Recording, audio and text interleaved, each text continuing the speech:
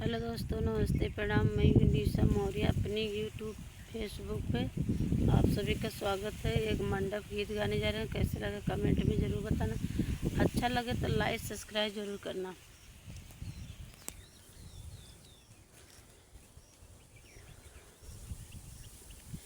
हंस हंस के बैठ ससुरु एक बेरिया, तू एक बेरिया।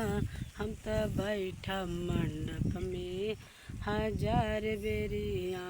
हम त बैठी मंडप में हजार बेरिया। टिकवा लिया ससुरु एक बेरिया, तू एक बेरिया। हम त पहिनी देखबै हजार बेरिया।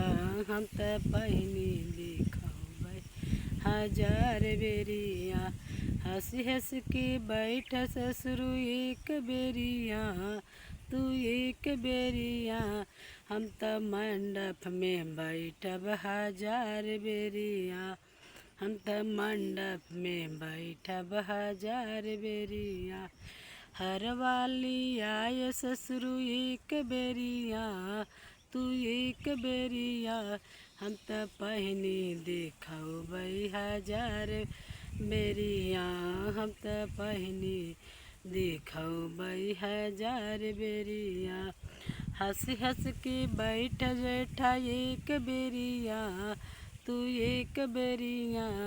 हम त बैठ मंडप में हजार बेरिया।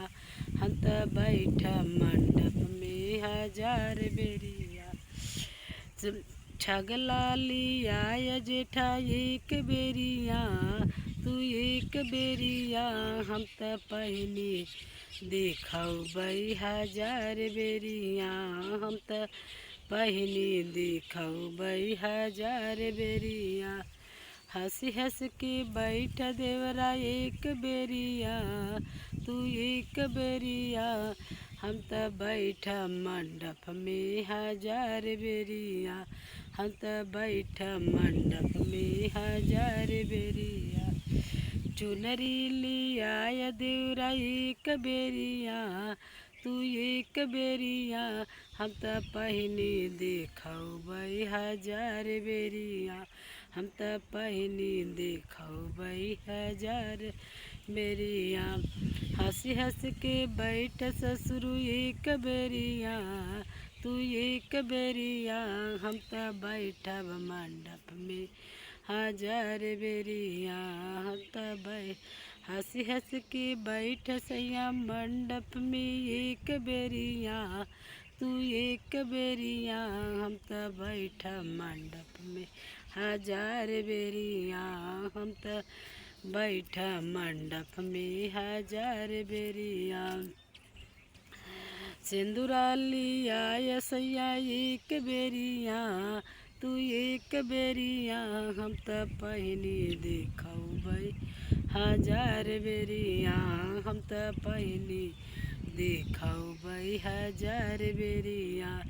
हंसी हंस के बैठ सैया मंडप में एक बेरिया, तू एक बेरिया। हम त बैठ मंडप में हजार बेरिया। हम त बैठ मंडप में हजार बेरिया। ये मंडप गीत कैसे लगा कमेंट करके ज़रूर बताना।